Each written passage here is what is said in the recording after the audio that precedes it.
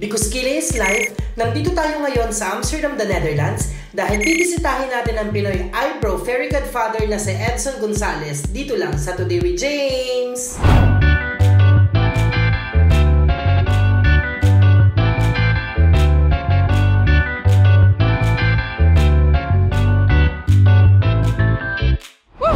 I am so lucky to have the eyebrow godfather. Oh. Hi Sir Edson, kumusta po? Mabuti, ikaw. Mabuti naman po. Maraming salamat po sa pag-imbita sa amin dito. At salamat sa pagpunta. Maraming salamat po. The pleasure is ours. Sa Pilipinas po, ano pong trabaho niyo bago kayo pumunta dito sa Netherlands? Sa Pilipinas, nagme-makeup ako. So, I work for MAC Cosmetics. So, sa tindahan to sa Rustans. And then, nag-freelance ako doing weddings, photoshoot. So, yun ang work sa Pilipinas, makeup artist. Pero from the Philippines po, magaling na kayo magkilay? Well, for doing makeup, of course. Magaling ka na magkilay? Magaling ako. Tapos, hindi mo pa ganun ka-talent ang pagkikilay? Alam mo kasi pag yung ginagawa mo, yung kung ano man trabaho mo, may isang part na parang doon ka nag-excel. Correct, correct. Then sa yung iba ang galing sa eyeliner, Correct. ang galing mag-wing. Correct. Yung iba ang galing mag-blush, mag-blush. Ako nakikita ko ang galing ko magkilay. So perfect ko lagi ang kilay. Perfect lagi ang kilay. From the Philippines, dumating po kayo dito. Ilan taon na po kayo dito? 14 years. Pagkikilay na po ba agad ang naging trabaho niyo dito? No, nag-start ako from the scratch. From the scratch. From the scratch. So parang yung mga usual na trabaho ng mga kapwa Filipino natin. Yes. Parang nagtatrabaho sa bahay. Ganun po muna. So nung pumunta ako dito kasi in the beginning wala akong balak mag-stay.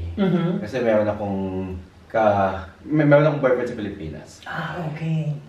Sabi ng mga kamag-anak ko, mag-stay ka na kasi maganda dito. And then kami na bahala sa iyo. From linis-linis ng bahay, doon ka nag-start pagdating mo dito sa Netherlands. Paano paano ka nag-umpisa na balikan yung passion mo? For example, yung pagkikilay. Of course, di ba 2 years ako walang hotel, so naglilinis lang ako ng bahay, ng bed and breakfast. Nung bumalik ako, nandun pa rin naman ako dun sa hotel, kaya nag-upgraded. Upgraded na ako. So hindi na ako ginawang cleaner, ginawa na akong manager. Manager na ng Airbnb. So yung that time medyo easy pa yung pag-Airbnb. So pag owner ka, pwede kang magawa ng mga 10 rooms. Correct. So, ako yung namamanage ng bookings. Tapos, less na ako dun sa cleaning. Ako na yung nag-accept ng mga guests. And then, syempre, nagpa-part-time pa rin ako sa makeup. Makeup pa rin, kasi yun ang una. Bread and butter mo yung makeup. Binalik ako yung makeup. Correct, binalikan mo yung So, nagbalik ako sa pagiging freelance. So, while doing the bed and breakfast, nag-freelance din ako as makeup artist. Correct. Kailan ka nag-decide na magkilay na talaga, mag-concentrate sa kilay? Yung technique sa kilay, they call it microblading. Ayun yung natural looking na technique sa kilay. So, stroke siya.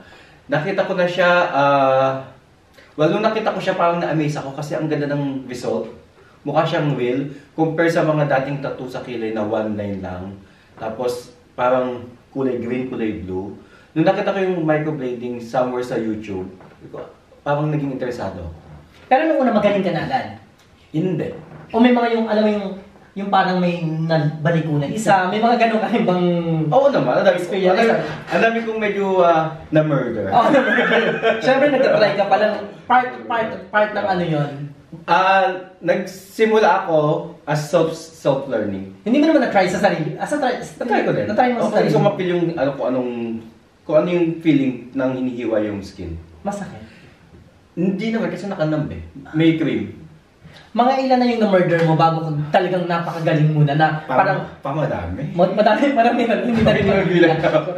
And siyempre, you made mistakes. And then you learn from it. Of course. Maraming trial and errors. Hindi ka naman sinumpa ng mga kaibigan mong na-murder mo before. Yung iba hindi na bumalik. Hindi na bumalik. But look at you now. Ano bang sekreto mo para magkaroon ng business? Magkaroon ng business? Alam mo kasi, by nature kasi ata yun, I hate having boss. Kasi hindi rin ako maka-perform ng maayos. As employee, parang hindi ako maka-excel. Siguro dahil I hate having, being told what to do. What to do, yeah. Correct. That's the point. You're the own boss of your life. You are a Nano Bros machine hair stroke expert. Yes. Stroke expert. Ano yun? Ano pong difference ng Nano Bros kaysa dun sa... Well, yung Nano Bros is an advanced technique. So yung microblading is a manual technique. So, like, pen lang, tas may blade. Tas ima-manual hand stroking mo lang siya. Ang Nano Bros is more advanced, so hindi na siya yung manual, kailangan mo na ng machine to make a strokes. And it's an innovative technique. How do you keep up? Paano, for example, ano yung pinag-umpisahan mo kanina na technique lang, yung parang sinusugat-sugat? Microblading. Microblading. How do you keep up? From microblading, paano ka naging Nano Bros na ngayon? Kasi yung microblading, it's not for everybody. Kasi di ba kanya-kanya tayo ng skin type. May oily skin, may sensitive, may thicker skin, may ma-pores. Correct. Ang microblading kasi, hindi siya nag-work for everybody.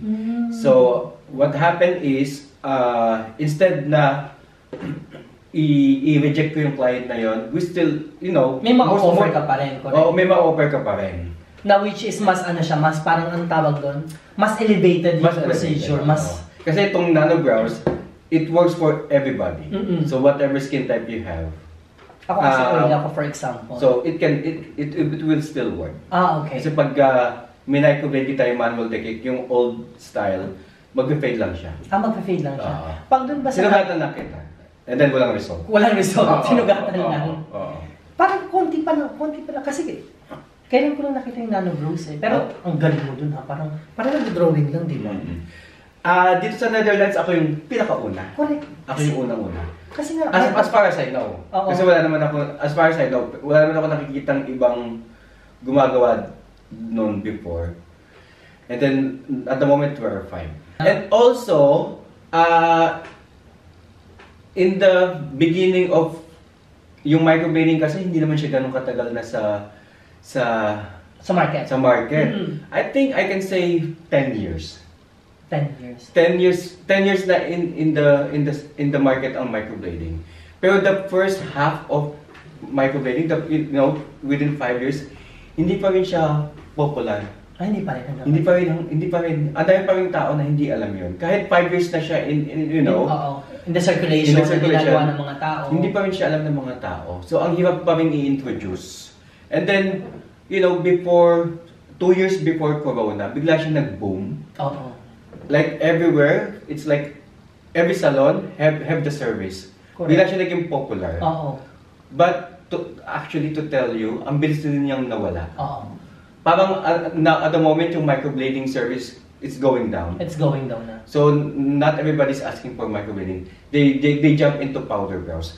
That's why yung mga artists, especially yung mga masters na kasabayan ko, na masters na rin na nagtuturo ng microblading, they switch to a different technique to teach. Powder brows na. Iba pa yung powder sa Nano Bros? Iba yun. This is more on coloring. Parang... kino-color lang. Parang shade lang siya. Parang shade. Shadow, parang ganun lang. Kasi nung una, talagang dapat yung hibla ang nakikita. So ngayon naman, pa-shadows na lang. Pa-shadow. Yun yung alternative sa microblading. Nung hindi pa nakikilala ang Nano Brows. Correct. So, yun yung alternative. So, lahat nag-jump to sa powder brows.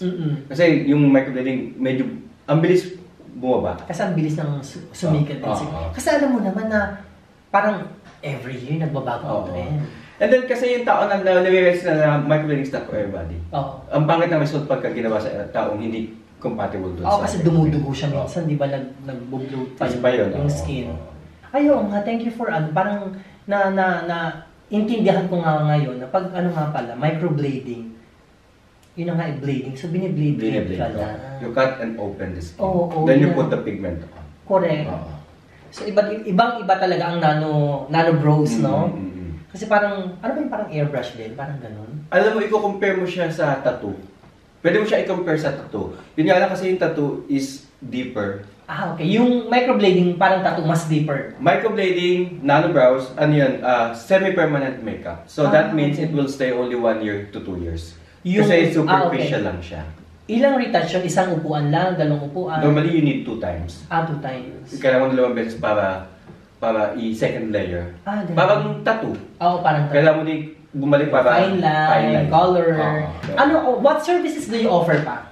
At the moment, I'm doing eyebrows, nanobrows, of course, lips. Ang galing mo dun sa lips. I'm teaching. Actually, magaling ka sa field mo. Ang galing mo sa kilay, pero makapal ang kilay ko eh. May mga konting dapat lang i-furnish. Actually, hindi mo kailangan. Siguro a little bit of refilling. Oo, refilling na ng very, very light. Kung siguro konting arch, konting... Yun, kasi daw marunong magkilay. Pero alam mo, nagpabilib mo ko sa ano mo, dun sa labi. Anong tawag doon? Lip blush. Lip blush. Kasi ang ganda ng mga ginagawa mo. Kasi na-fan. Actually, nanonood ako ng mga videos. Kahit second nanonood yan ng mga videos, parang nung nagkausap nga kami about you, parang napafollow ka na pala niya. Ay, hindi ko alam. Kaya ako proud ako. Sabi ko, gusto ko mga episode sa Amsterdam. Sabi ko, sino? Sabi ko si ano? Sinabi ko sa kanya. Sabi ko si Eyebrow Lab. Ha? Sabi niya gano'n. Pinafollow ko yun eh. Sabi niya sa akin. Hindi ko alam. Eh ako naman, ma-arte ako. Sorry. Pinafollow ako ni Eyebrow Lab. Dumanong pa ako. Proud. Kasi syempre nakaka-proud. Being Filipino, may mga kliyente ka na ba na pinagdudahan ng kakayahan mo dahil Filipino ka?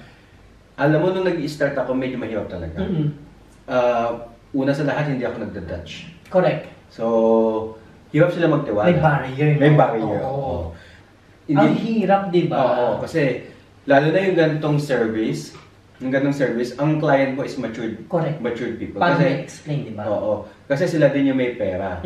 Kasi yung mga young generation, syempre, this kind of service is a lux service. Correct. Kasi hindi naman siya, hindi naman siya henna brows lang na for 50 euros. Hindi siya eyelash na at least 70 or 80. Totoo. It is hundreds. Oo. So yung young people, they cannot afford it. So ang mga clients namin, at least 30 and above. Correct. Andun ang market. Andun ang may pera. Andun ang market. Or mga matured women, or kaya minsan may mga ano pa nga, may mga retired. Retired, na nasa bahay lang si senyora, gusto maging pretty. So sila yung talaga yung mga market, sila may mga pera. Kaya lang, yung iba kasing ganong edad, hindi rin marunong mag-English. Lalo na yung outside Amsterdam. Correct. Hindi sila so yun yung naging challenge sa akin. But now? Well, ngayon, I speak Dutch. Ay, bongga. Hindi naman fluent. At least nagkakaintindihan. Pero, better. I mean, yeah. Kasi I can speak Dutch straight. Yung kasi laging ang payo ko sa mga, in general, kahit sa mga kaibigan, for example, bagong dating sa Spain, sabi ko, karinig niyo matuto kayo ng language kung nasaan kayo. Kasi di ba mayroon tayong mga pag-iisip minsan tayo na, hindi, kumikita naman ako ng pera kahit hindi ako marunong magsalita. Hindi yun totoo. May barrier pa rin. Hindi ka makakahanap ng magandang trabaho kung hindi ka nakakasalita ng salita nila, di ba? Especially nung nag-start din ako magturo. Ngayon meron akong hundreds of students. Pero nung una kasi, nung nagtuturo ako, pinapromote ko English. So, nandun pa rin yung barrier. Kasi may mga taong hindi talaga marunong mag-English. Gusto nila matuto. Correct. Kaya hindi ako nagda-Dutch. So, parang para sa kanila, how would that work? Correct. Paano kita na maintindihan. Pero ngayon, nagtuturo ako, mix na. So, I speak in Dutch. Kung hindi siya marunong English, nagda-Dutch ako. Dapat parang Miss Universe, kung ka-interpreter. So, yun yung hadlang. Pero ngayon, I speak Dutch. Doon na rin ako natuto sa clients ko. Sa kanila ako natuto. Kung dati na parang duda ang mga Dutch sa'yo kasi sino ba itong Pinoy na ito? Ngayon, hinahanap ka. Lalo na nag-start ako tapos mga client ko noon. Mostly, ang mga model ko, mga Asian. Mga Asian. And then, yun ang nasa portfolio ko. So, syempre, nagwa-marketing ako.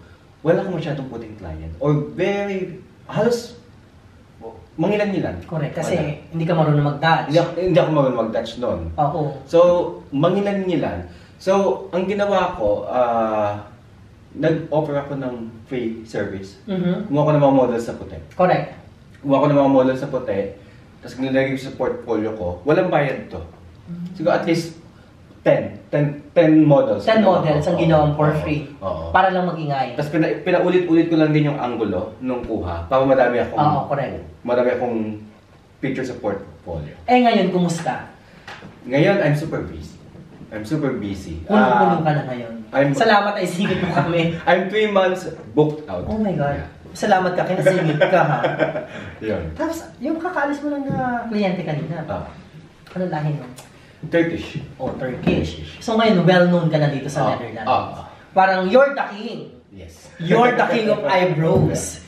And next, ikaw na rin yung, baka mali mo naman, ikaw na talaga ang queen of eyebrows and lips. Oh. Pwede din. Mamaya, tinago pa si Dr. Vicky Bello. Pero, yung lips kasi, hindi ko masyadong kinakarir compare sa eyebrows. Oo. Kasi you cannot have it all. Correct. Yeah. Ano mo muna yan? Master of one. Diyan na lang ako. Master of one. Ayaw mo maging si Jack? Jack of all. Siguro sa singing. No, just kidding. Siguro other things. Correct. Eyebrows. Diba? So gusto mo talaga, ikaw talaga si... Eyebrows. Eyebrows king. Alam mo, nag-try ako mag-rebrand. Tinanggal ko yung eyebrow lab. So, nung nag-start ako noon, eyebrow lab. Tapos, nagkaroon ako ng lips, nagkaroon ako ng yung plasma lift. Ano yung plasma lift? Plasma lift, technique to para i-shrink yung skin. Para how do you say it? Mag-tight. Oo, mag-tight. So, nilagay ko yun, tapos meron din akong sa eyeliner. So, nag-rebrand ako as Edson Gonzalez. Tapos ako, parang ang hirap mag-workout na ang dami mong services. Oo. Mas okay yung specialty mo na yun lang ang pinupunta sa'yo. Tapos meron din akong tattoo removal. Until now? Ngayon, ang ginagawa ko siya. Ang ginagawa ko siya? Pero ang dami kong services.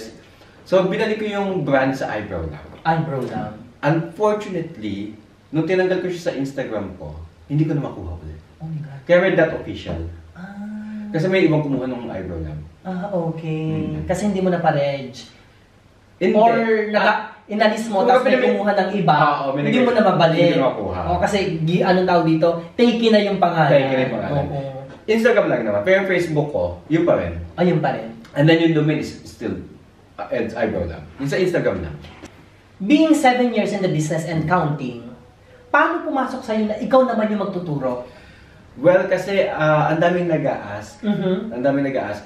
Well, nag-start to, kasi may nag-approach sa akin yung previous academy ko.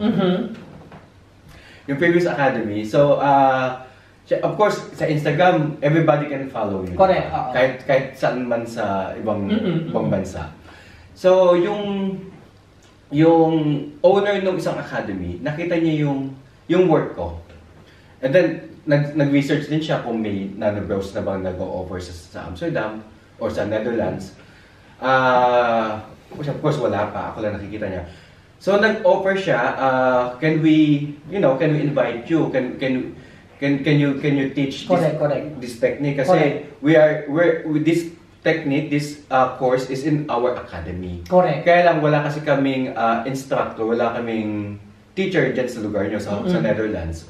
So, can we invite you to join our academy? Of course, I said yes. Correct. Kasi it's a known academy. Correct. Yeah. At saka syempre, dinadala mo ang bandera ng Filipino. Yes. Kasi dito sa Netherlands, ikaw lang Pilipino, di ba? Ako lang ang Pilipinong naggagawa at nagtuturo ng technique na to. Correct. Or microblading as well. Correct. Yeah. Ay, kada anong araw ka nagma-masterclass? Kada anong araw ka nagtuturo? 1 weekend in a month. 1 weekend in a month. So, Saturday, Sunday. Saan ka ba matatagpuan, Sir Eds? Sa Instagram, sa TikTok, Facebook. Ano sa TikTok rin? And try to upload every now and then. Correct. How many followers do you have? Sa TikTok, ang konti lang. Parang wala pa mga 100 lang. Ako yata, 6 lang. Kasi hindi mo na ako ma-TikTok. Hindi mo na ako ma-TikTok. Pinapanood lang sa mga June. Hindi mo na ako ma-TikTok. Sa Instagram ako nag-ano. Ano pong Instagram niyo? Eyebrowlab.official. Tapos yung personal account niyo is? Personal account is Edson Gonzalez. Edson Gonzalez. Hindi mo na ako masyadong ganun ka-active. Kasi nga busy ka, maghapon. Nakapokus ako sa eyebrow lab. Sir Eds, ano po ba ang maibibigay niyong message sa mga kapwa natin Pilipino na gustong magtayo ng sarili nilang negosyo?